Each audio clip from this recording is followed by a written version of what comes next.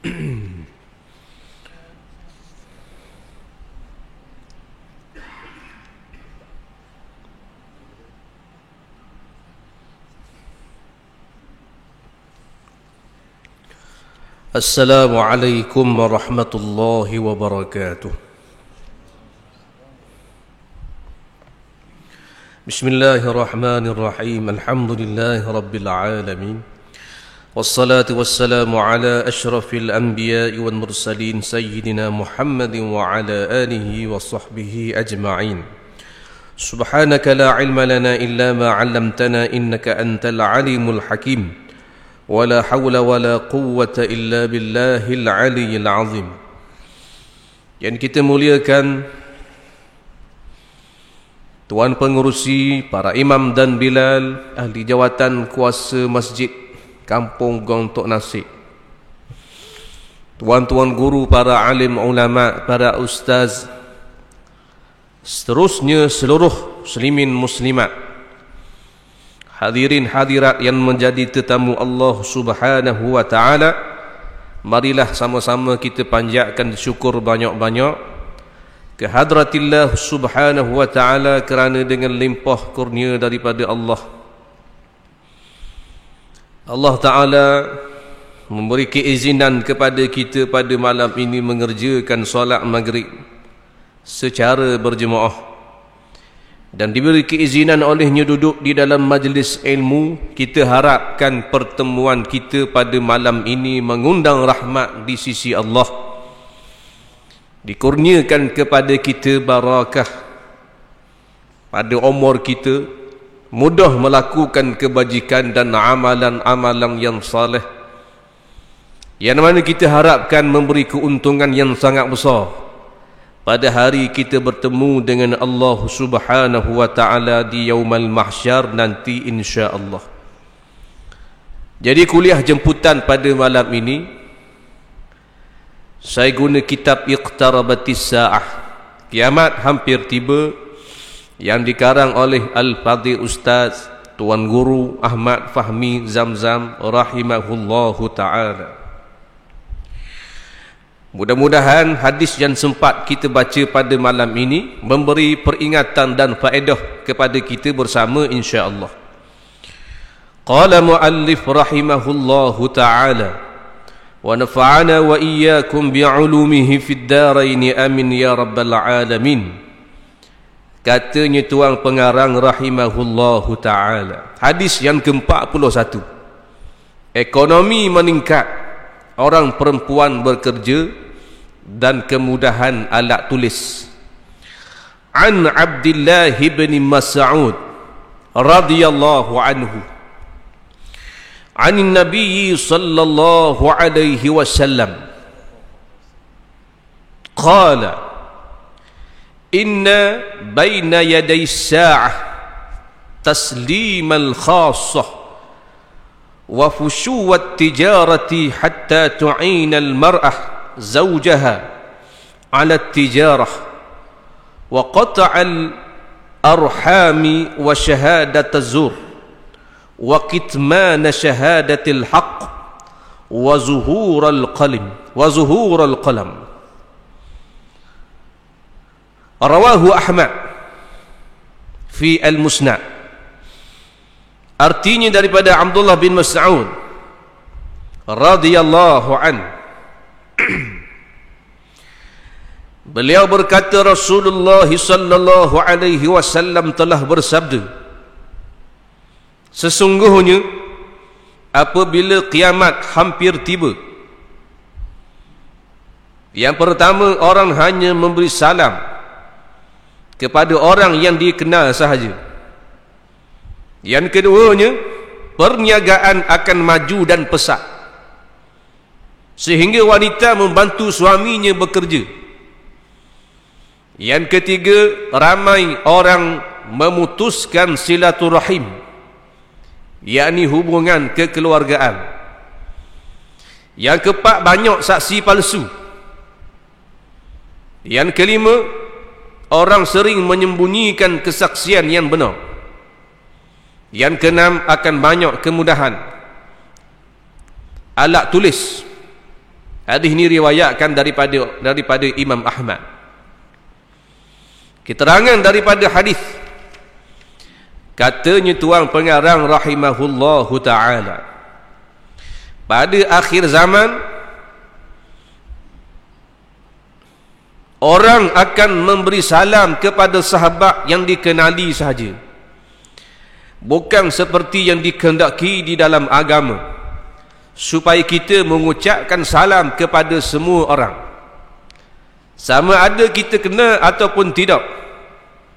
Keadaan ini menunjukkan bahawa hubungan kemesraan di kalangan kaum muslimin sudah amat berkurangan. Ini hak nombor satu sekali. Nabi sallallahu alaihi wasallam mengatakan tidaklah berlakunya kiamat ataupun dekatnya kiamat, hampirnya kita dengan kiamat, melainkan keluar beberapa tanda. Dalam hadis ini sebut 6 tanda. Dalam hadis yang lain sebut tanda lain pula. Maka tanda kecil, tanda besar ni banyak. Tanda-tanda kiamat. Supaya apa Allah Ta'ala ni buat tanda, buat signa, supaya kita umat akhir zaman tidak lalai dengan dunia dan tidak lalai daripada melakukan suruhan Allah Subhanahu wa Ta'ala. Tubik tanda kita akan ingat kepada akhirat. Kita akan menyegerakan amal. Kerana apa ni telah disebut oleh Nabi sallallahu alaihi wasallam, menimbulkan ketakutan, kegerunan hati kita. Tengok tu dekatnya kita dengan kiamat. Apa? Tanda sekian. Yang disebut oleh Nabi sallallahu alaihi wasallam. Laki-laki jadi perempuan, perempuan jadi laki-laki, tukar bimba kali, tanda kiamat. Apabila arak diminum berleluasa dan menjadi minuman yang biasa bagi kita, atau ditukar arak itu dengan nama yang bukan arak, ini tanda kiamat, hampirnya kita dengan kehancuran. Begitu juga kata Nabi sallallahu alaihi wasallam, sangat banyak berlakunya penzinaan. Zaman kita dah lah antara tanda dekatnya kiamat. Banyak berlaku zina, pagi petang siang malam zina. Nak tahu banyak tak banyak berzina, tak payah kita. Tak payah kita malam-malam kan orang berzina nak kita tengok. Nak bilang berapa orang berzina, tak payah. Nah, pejabat pendaftaran sudah lah tanya, berapa jumlah anak zina yang telah didaftarkan. Ini mudah, ada Google. Tarik je jumlah anak zina tahun sekian-sekian, hak kita nak tahu berapa jumlah dia. Nampak? Beribu-ribu anak zina yang didaftarkan pada di pejabat pendaftaran. Hak tu hak didaftarkan, hak tak daftar, hak bila beranak pang dalam lubang jambang, hak ditanam hidup-hidup, hak dibakar dalam tos sapah, hak teruk dalam lokang, tu tak? Hak tanam macam ketikus mapuh. Allahu Rabbi, jumlahnya hanya Allah Ta'ala yang mengetahui. Kerana apa jadi begitu? Kerana kita hampir sangat-sangat dengan kiamat. Manusia jadi jauh dengan agama Allah Subhanahu wa Ta'ala. Kau jauh daripada agama, kau punah manusia. Kau dak ikut Islam, kau jahat manusia. Ni manusia ni jadi baik dengan ikut Islam. Ikut peraturan Islam jadi baik manusia. Sahabat-sahabat jadi baik pasal apa? Ikut Nabi.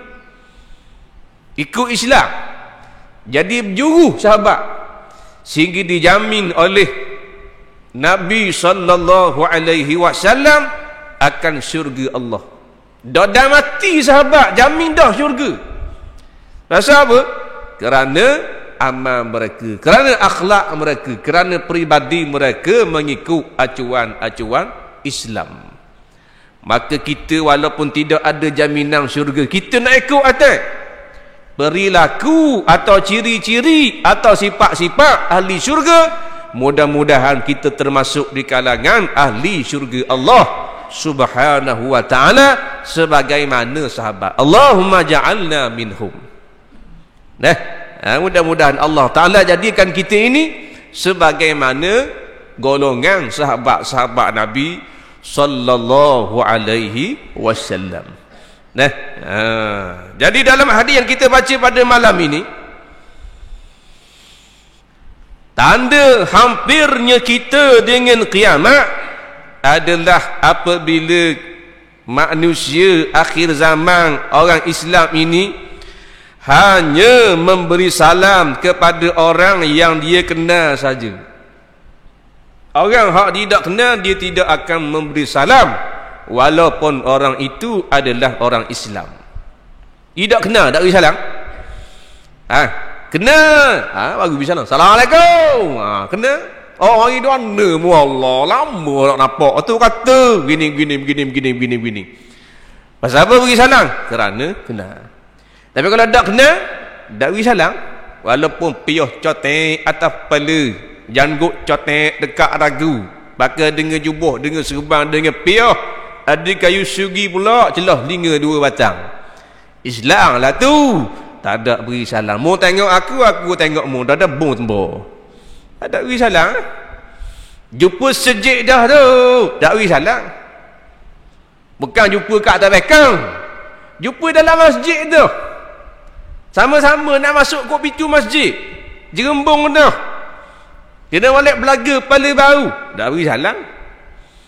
Belaga kepala baru, sorry. Tu salam ini hanya diberikan kepada orang-orang hak dia kenal saja. Ini tanda-tanda hampirnya kita dengan kiamat.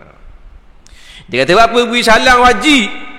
Beri salam tak wajib, tapi memberi salam adalah suatu sunnah yang sangat agung, sunnah Nabi sallallahu alaihi wasallam, sehingga dikatakan oleh ulama memberi salam hukumnya sunat, menjawab salam hukumnya adalah wajib. Di antara perkara yang didengkikan oleh puak-puak Yahudi kepada Islam adalah dengan umat Islam ini ada ucapan memberi salam. 3 kali kata ulama. Yang pertama, ucapan salam. Yang kedua, perkataan amin dalam sembahyang. Yang ketiga, rapatkan saf di dalam sembahyang. Sangat didengkikan oleh orang Yahudi. Kerana orang Yahudi ni dia ada kitab, tapi dia tidak beramal dengan kitabnya. Bahkan diubah pula kitab-kitab mereka mengikut selera masing-masing. Jadi penuh jahanam kitab. Lalu didengkikan kepada umat akhir zaman, umat Nabi sallallahu alaihi wasallam, antaranya adalah dengan memberi salam. Kata Syekh Idris Marbawi rahimahullahu ta'ala di dalam kitabnya Bahru Mazi,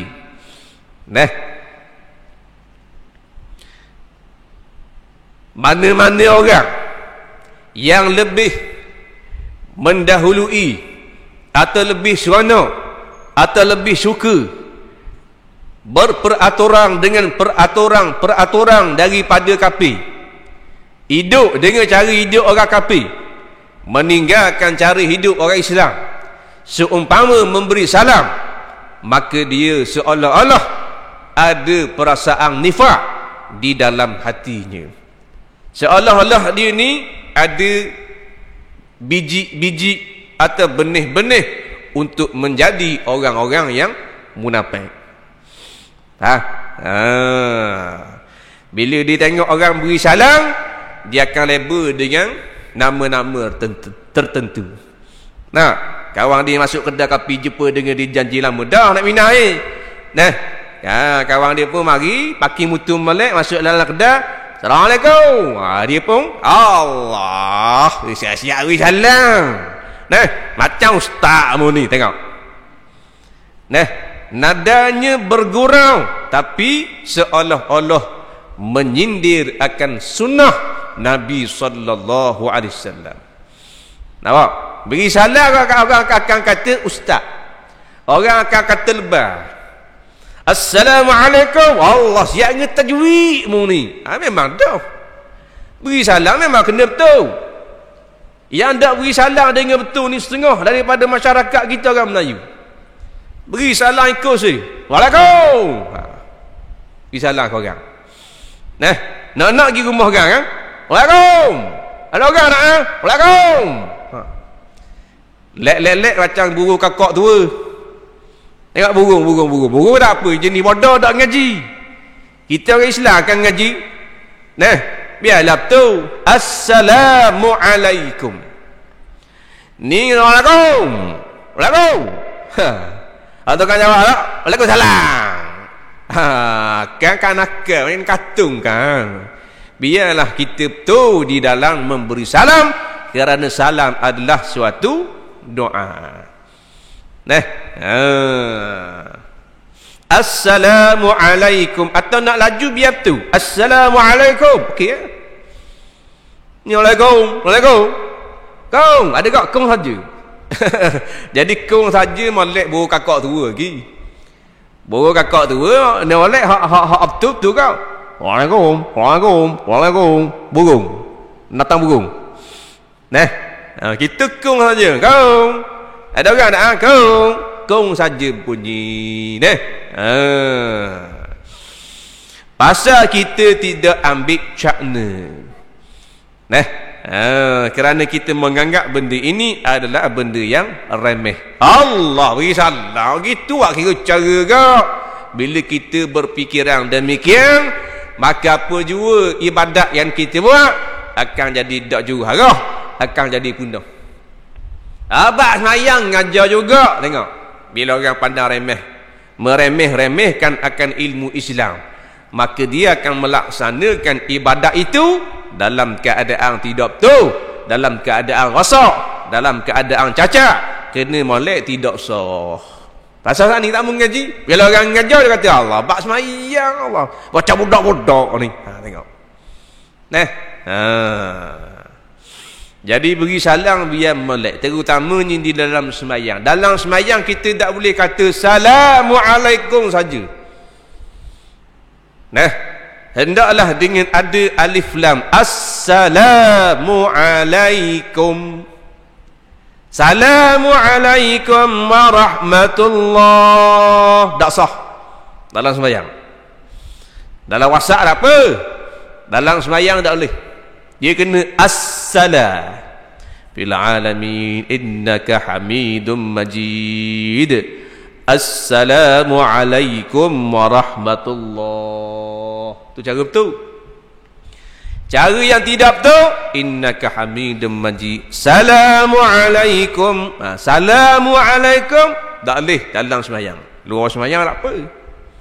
Dalam sembahyang tidak dikira, tidak lagi dikira sah dalam bab memberi salam apabila tidak berbunyi assalamualaikum. Dalam WhatsApp tak ada masalah. Dalam WhatsApp banyak bahasa kita beri salam. Salam. Betul tak? Assalamualaikum. Boleh kau? Ataupun buat huruf A. S. Assalam. Boleh kau? Dalam mesej, dalam WhatsApp boleh. Salam makna benda keamanan, kesejahteraan, keselamatan. Boleh. Tapi di luar daripada WhatsApp, terutamanya dalam sembahyang, kena betul. Nampak? Kalau tidak sah salamnya itu, maka kena beri salam yang lain. Padang perhabis gitu saja, tidak sah sembahyangnya. Dekat jenis gaduh gitu tak? Assalamualaikum warahmatullahi. Assalamualaikum warahmatullahi. Assalamualaikum warahmatullahi. Betul mula. Betul semula nak buat mana? Salah jahil kita. Kita duk ikut tok nyang kita sembahyang. Mak kita sembahyang. Ayah kita sembahyang. Ingat macam betul dah. Ngaji. Salah. Baki balik Lepas tu tujuan mari dengar ni kita nak baki apa yang salah. Hak betul teruskan istiqamahlah sampai ke mati. Nak betul hak salah. Kita banyak salah kan? Termasuk tukang ngajar ada kok salah. Bukan tukang ngajar betul lah ke, dia salah. Pakat betul ramai-ramai. Faham?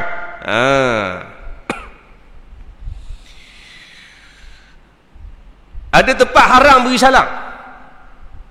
Di mana haram beri salam? Iaitulah memberi salam kepada orang kafir. Haram. Ataupun orang kafir beri salam kepada kita, haram jawab. Haram jawab macam mana? Haram jawab wa'alaikumussalam, haram. Nak jawab juga kata setengah ulama, alaikum. Dia pandai benda-benda gini. Jangan orang isi mata-mata. Dia kata tak boleh, kan tak jawab kan berasa hati pula. Gitu. Padahal Nabi marah. Kita kira nak jaga hati orang kafir saja. Nah. Tu yang pergi gonyoh kuih Hindu. Pasal nak jaga hati. Orang kafir beri salam ke kita, Assalamualaikum, umpamanya, maka haram kita jawab wa'alaikumussalam. Kerana ucapan wa'alaikumussalam ini dan ke atas kamu jugalah keselamatan. Selamat macam mana dia adalah kafir? Tak selamat. Kafir ni tak selamat. Bila dia selamat? Bila dia mengucap 2 kalimah syahadah, baru dia selamat. Lalu ulama mengatakan haram kita mengucapkan RIP kepada mana-mana kafir yang mati, yang meninggal dunia. Tak boleh. Rest and peace. Rest in peace, rehat di dalam keamanan. Haram kita ucap kepada jenazah orang kafir. Kerana dia tidak ada rehat di alam barzah, tidak ada aman di alam barzah, tidak selamat di alam barzah, bahkan dijanjikan dengan azab, dijanjikan dengan seksa, dijanjikan dengan kepedihan api neraka Allah Subhanahu wa taala. Kita lagi kata rehat dalam keamanan pula. Berat kita dah. Tak boleh. Tengok artis kafir mati tulis RIP, tak boleh. Dan nak kata inna lillah boleh tak? Boleh. Dah inna lillah boleh pula. Memang dah boleh ya. Tak boleh. Inna lillah ni mana benda? Inna lillah, sesungguhnya kita ini milik Allah. Kita ni Islam saja, tak kafir. Allah buat kan? Bila dia mati, dia akan balik jumpa dengan Allah Ta'ala. Wa inna ilaihi raji'un, dan semua makhluk, termasuk makhluk yang bernama kafir ini, bila mati akan balik pada hari kiamat, bertemu dengan Tuhan yang sebenar. Siapa Tuhan yang sebenar?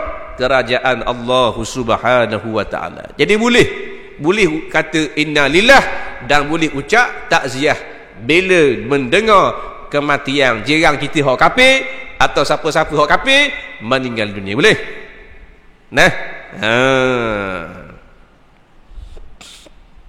Takziah boleh dah. Takziah boleh, tak ada masalah.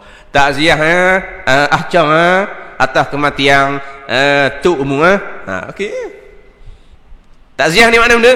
Mudah-mudahan kamu bersabar di atas kematian orang yang kamu sayang. Okey. Islam ni bukan agama suruh cari balah. Bukan agama suruh kita gocoh, kita perang. Agama yang aman, agama yang selamat, agama yang damai, agama kebahagiaan. Islam.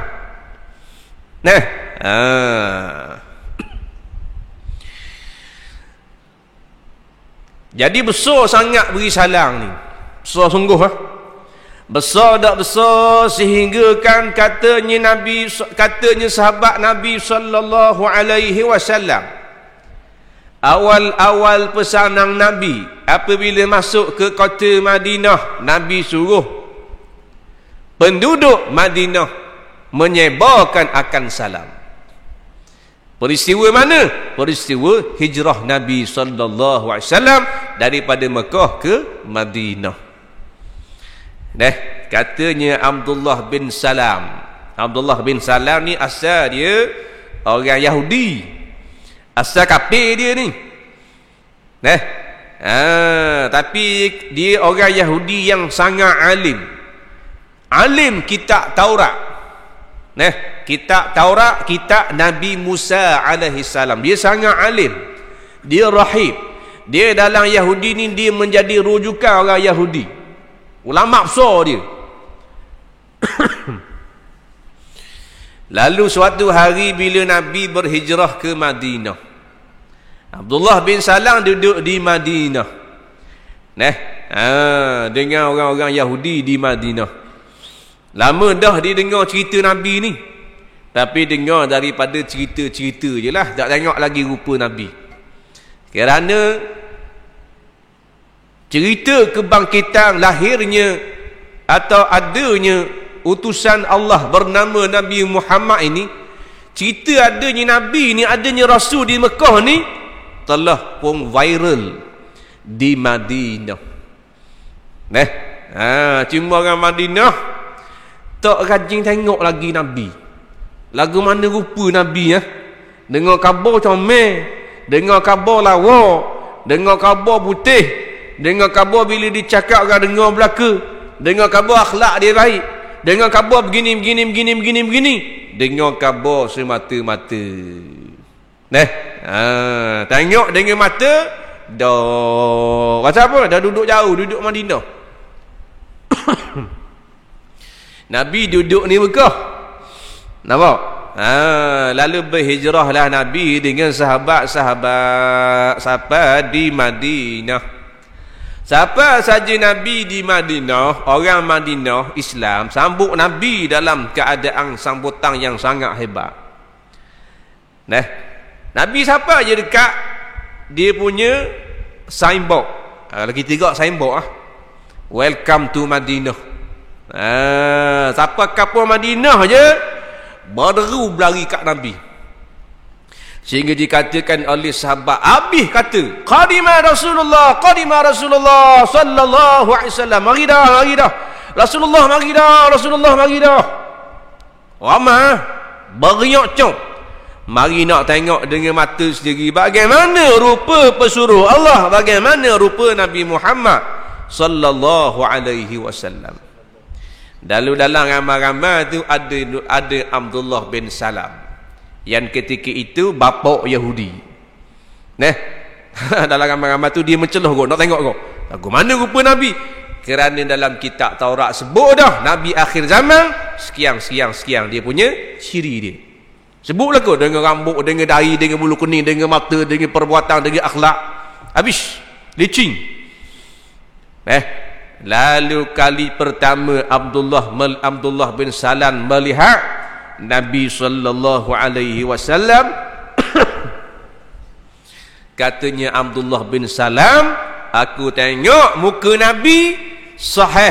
Muka ni bukan muka pembohong, bukan muka penipu. Kadang-kadang muka ni pun memainkan peranan kau. Jenis lebong kan. Jenis kuat lebong. Dasar kata di lebong dicakap, tengok muka tahu dah. Ada kau jenis gitu. Jadi kuat dengan lebong rakyat. Masuk dalam Zewi, kita kata guna. Macam cakap-cakap aku tahu dah lebong. Tengok muka tahu dah.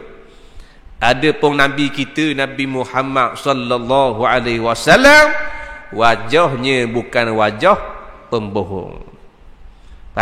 Wajahnya adalah wajah orang yang benar, orang yang amanah, orang yang sangat-sangat dikasihi. Orang tengok muka dia, Allah, sejuk mata hati.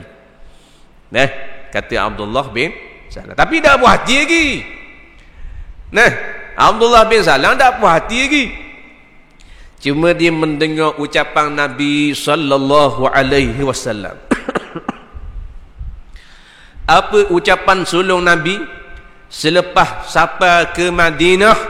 Nabi kata, ya ayyuhan nas, wahai sekalian manusia, afshus salam, hendaklah kalian menyebarkan akan salam.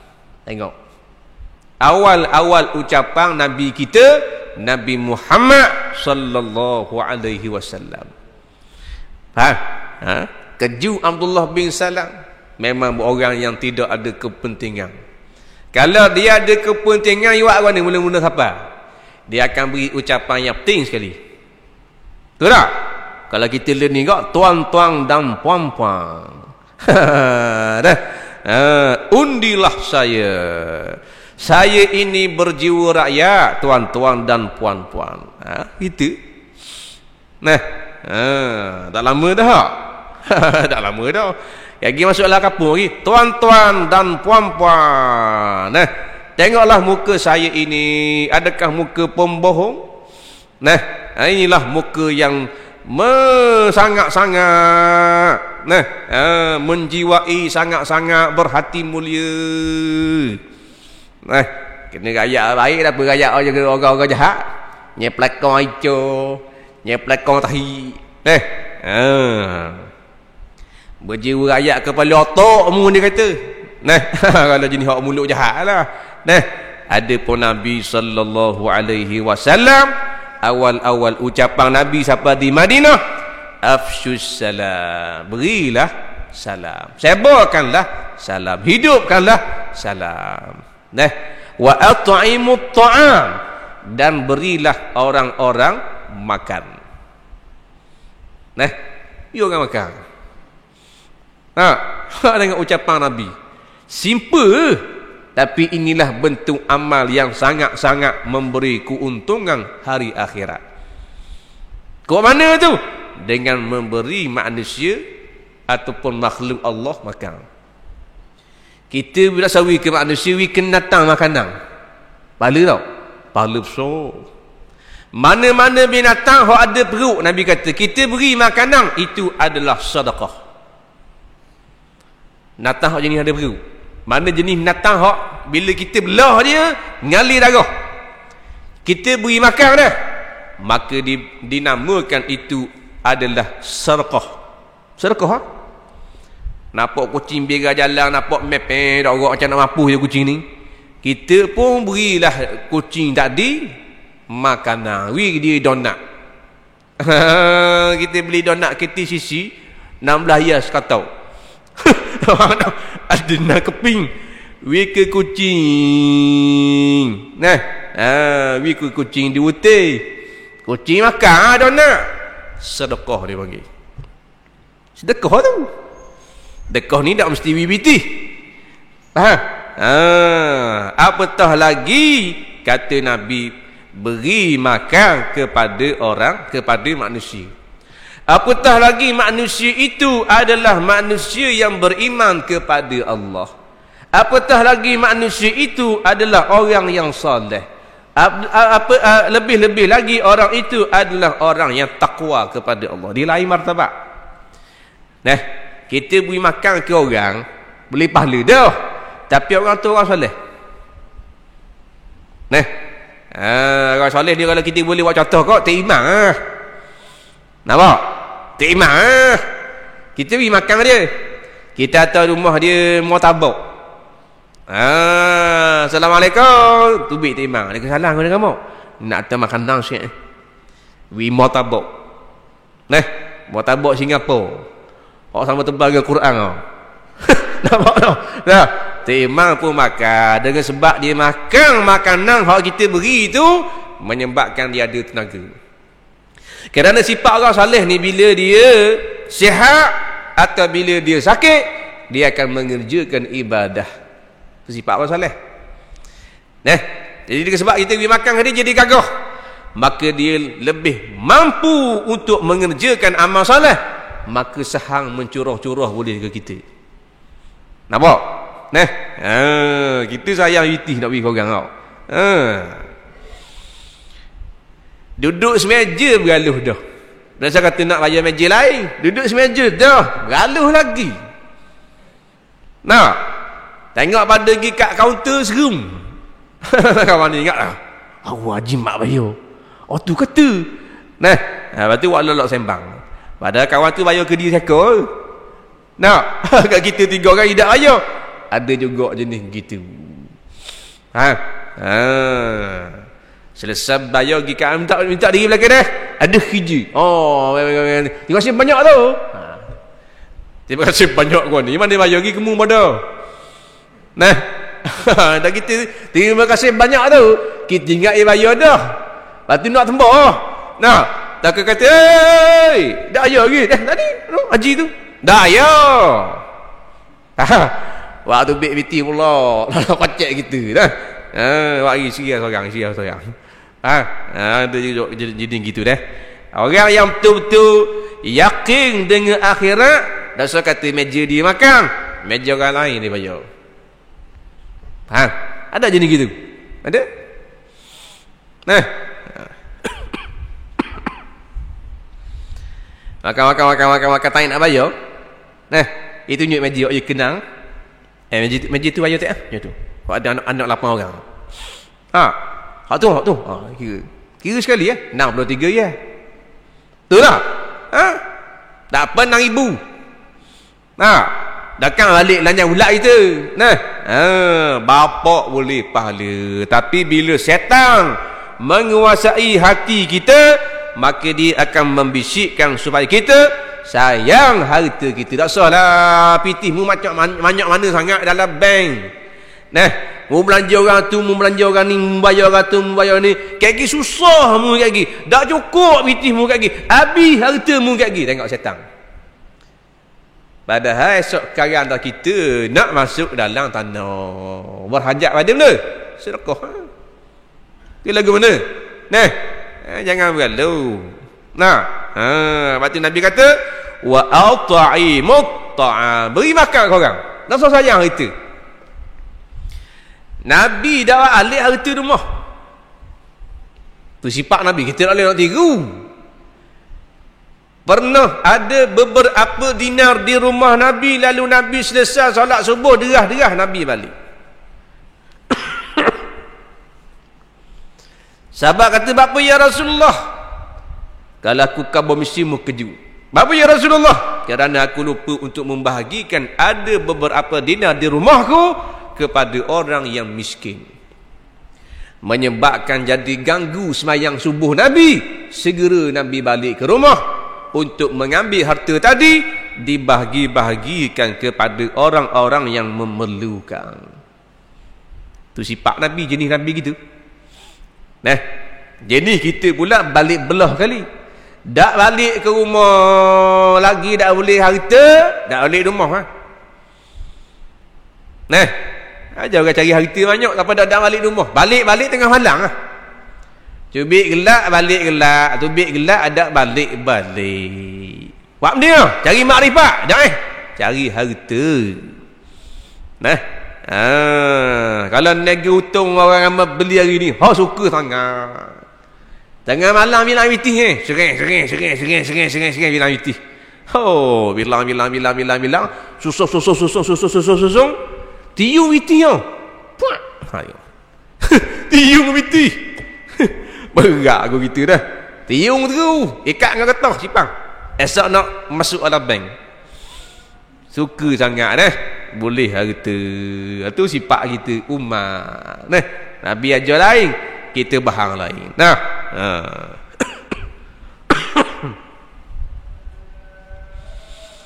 Ajar dia orang bang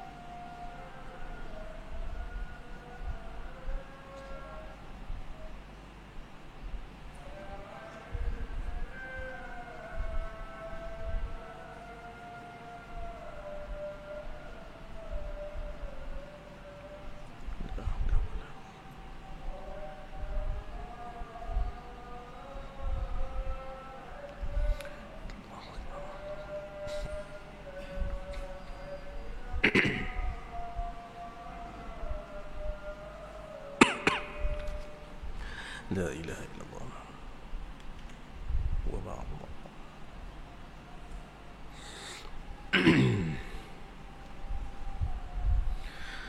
Baik.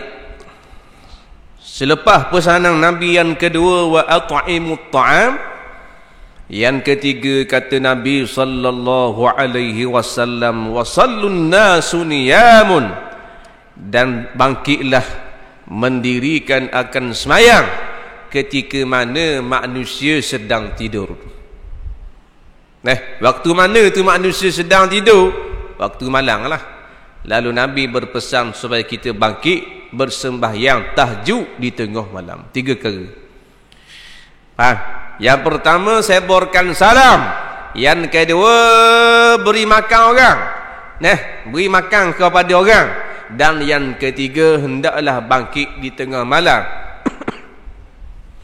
ketika mana manusia sibuk ataupun sedang lena diulik mimpi.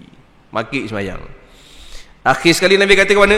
Tadkhulunal jannata bisalam. Maka kamu kalau boleh buat 3 perkara ni, masuklah syurga dengan keselamatan, kesejahteraan. 3 perkara. Nampak? Menjadi tonggak memudahkan hamba masuk ke dalam syurga Allah Subhanahu wa ta'ala.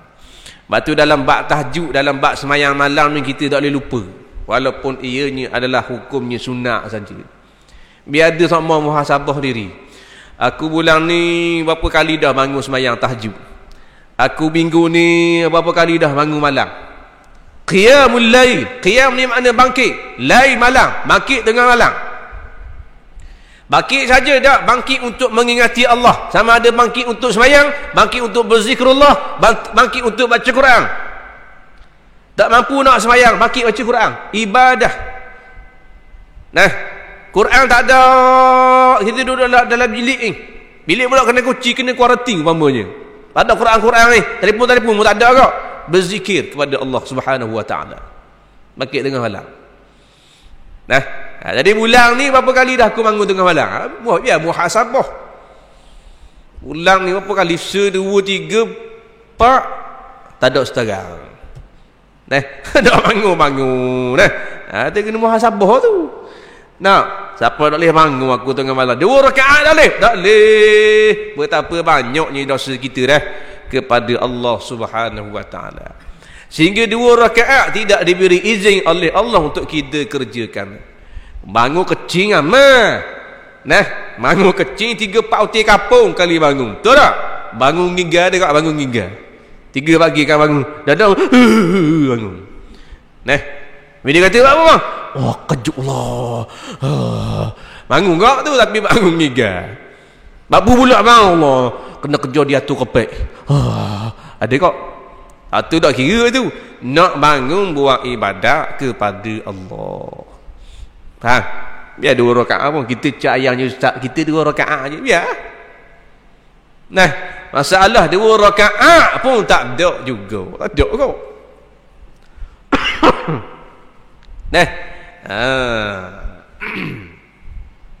Habis.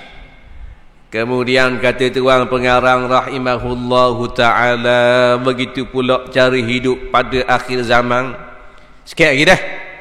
Mendorong wanita untuk bekerja di luar rumah, terutamanya dalam bidang perniagaan, kerana wanita dapat dijadikan daya tarik pelanggan. Wanita juga bekerja di luar rumah untuk menambah pendapatan bagi memenuhi tuntutan kos sehari hidup yang semakin tinggi, sehingga gaji suami tidak mencukupi untuk memenuhi keperluan seluruh keluarga. Akhir zaman, bini pakat kerja ramai-ramai, sama naik dengan laki. Tak pelik zaman kita? Pelik tak? Tak pelik. Pelik zaman kita bila orang puang tak kerja, dia jadi beli. Betul tak? Orang akan tanya, dah nikah bila? Nikah muda kat 2 tahun kau. Ataupun nikah baru ni, PKP baru ni. Oh gitu dah. Tak tahu tak gambar. Kita tak jemput orang, kita panggil anak-anak gitu je. 2, 3, 4 orang. Dah bini kerja benda. Orang akan tanya, bini kerja apa? Siapa orang tanya gitu? Kerana kebanyakan perempuan akhir zaman dia jadi hijau dah pula. Nah, bapa haram, dak haram, bapa salah, dak salah. Tapi nak kata begitu lah. Zaman Nabi, nah, perempuan ini ada hijau tapi tak ramai. Kebanyakan duduk di rumah-rumah berkhidmat kepada suami-suami mereka. Ni adalah hijau cari pitih, cari makan. Sama naik dengan laki. Bahkan bekerja di luar rumah pula. Menyebabkan mereka ini dijadikan daya tarik pelanggan. Bagaimana daya tarik pelanggan? Nak suruh orang mari ramai kedai, orang akan letak perempuan-perempuan hak seksi-seksi. Hak comel-comel. Hak pakai baju ketat, tarikkan pelanggan. Betul tak? Nak suruh orang mari ramai kedai dah buh tak bila. Dia orang lugar tengok. Orang buh awet mek siang, mek malam, mek tengah hari. Ketak kelmak ke baju ni. Puing punggung-punggung. Nampak? Ayah haji kakak minai. Pagi hari minai dah 4 kali. Tengah hari minai pula. Naik minai. Bagi mana? Dah janda boh. Betul tak? Tarikan pelanggan. Itu. Kena balik bini kita. Betul tak? Itu bahagian hak dedah aurat, bahagian hijau hak akuk ni. Aruk. Buka kotak aruk. Ada. Hijau kedai Cina. Siapa stok barang termasuk aruk. Jadi tukang buka kotak. Buka kotak, ambil aruk, susun atas rak. 1, 2, 3, 4. Haram. Kalau ada anak beranak kita, tolong beri pesanan. Tak boleh hijau tepat hak ada jual aruk dan kita terlibat dengan mempromosikan, atau kita tolong label harga, atau kita tolong scan, atau kita tolong susung, atau kita tolong sapu, atau kita tolong hidang, atau kita tolong tuang, atau kita apa jua lah yang melibatkan arak, hukumnya haram. Haramnya arak bukan hanya pada kita minum saja, apa jua penlibatan. Itu ramai juga perempuan-perempuan yang bekerja sedemikian. Lalu kata tuan pengarang, maka ketika inilah akan berlakunya kerengganan hubungan kekeluargaan. Kerana apa? Si isteri tidak lagi sepenuhnya taat kepada suami, disebabkan dia juga mesti menghadiri acara-acara rasmi yang kadang-kadang diadakan pada waktu malam. Bini jadi tak ada rumah-rumah. Dah kerja. Tai laki ada, bini tak ada. Tai bini ada, laki kerja. Dadang sama. Laki balik kerja petang, mak pula tubik pergi kerja. Bagaimana makmu? Baru tubik hak ni aja. Allah, derah sangat ni. Kabar dah nak jumpa sekejap. Kena balik, laki balik tengah malam, bini tak balik lagi. Bini balik dah, laki pula balik lewat. Laki balik dah, bini balik dah, tidur pula. Ada tisak kat barang petang tadi. Dah bini kerja kedah awal, sekali sampai lari semi, bini tukang akut. Betul tak? Patah pinggang-pinggang. Tengah malam dah agak lah. Nak berjerebak macam semi cak naga bini. Laki pun balik kerja, tengok Allah, bini pula kita baru nak buat projek besar. Berjerebak atas kata ingat dia wasi sebelah atas muka ni. Tu je ni bini kerja. Lepas tu kalau kita cukup dak ekonomi, maka dak payah kerjalah isteri. Duduk rumah itu lebih terhormat. Kerana dalam Islam, pekerjaan yang terbaik bagi wanita adalah suri rumah tangga. Tapi kita suri rumah tangga tak alik bini mu kerja benda dak rumah suri rumah tangga. Suri rumah tangga. Suri rumah tangga je. Padahal tu pekerjaan paling afdal dalam Islam. Kerana banyak khidmat kepada suami. Bila banyak duduk rumah, macam-macam boleh buat. Betul tak? Boleh buat kuih kek, boleh buat nasi, buat nasi arak, kemas rumah bersih mah. Dah ada rumah. Nah, jadi kerja belaka dua-dua orang, rumah macam kapal pecuh. Tahan tak? Pula jawab kali. Nah, masuk alam bilik tak boleh nak tidur. Batal golek tak ada, batal tak. Nah, selimut dalam stor, tu tak? Atas katil penuh dengan paper ni. Nah, pasal apa? Bekerja je, laki kerja, bini pun kerja. Nah, tok tua balik rumah tengok. Warna rumahmu hanya ama mai. Oh, kerja ni kerja ama sibuk nak buat ni dah nak kemas. Tok tua berapa kali rebus sepak baju dalam. Tu tak? Nah, pasal saat ni masing-masing sibuk. Pitih boleh pitih boleh, tetapi kebahagiaan rumah tangga tidak sempurna. Mau kerja aku kerja, dah tua. Tua dah seronok dah lah. Patching okey, patching duduk rumah tak? Dak kok. Dah balak bini patching, cari kerja lain pula, jual tak? Jual tapuan, jual tudung, kuih tato tak kena atau tak kena. Sudah bahang sana. Dah nikah benda gitu. Jadi macam kita pesan tadi lah. Kalau cukup dah ekonomi rumah kita, boleh bayar lebih kurang, biar tak mewah pun.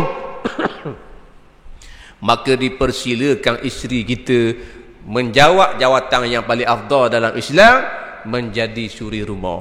Itu yang terbaik. Tapi jahat orang Melayu ni jahat. Kayak gini kalau mu dak kerja kau, bila laki mu mati, mu nak akan kedarah dah. Tengok. Jahat Melayu ni. Dia racun pada otak kita. Orang puan pun takut lah. Learning je lah laki mu ada cari makan. Gi situ, gi sini, jual situ, jual sini. Kalau laki mu mati, tengok. Tak susah mu anak-anak ramai. Mak punya pasal. Tak lagi lagi mak dara. Duduk gontok nasi. Apa tu sungguh? Lama ni orang lelaki mati ramai. Kayak gini.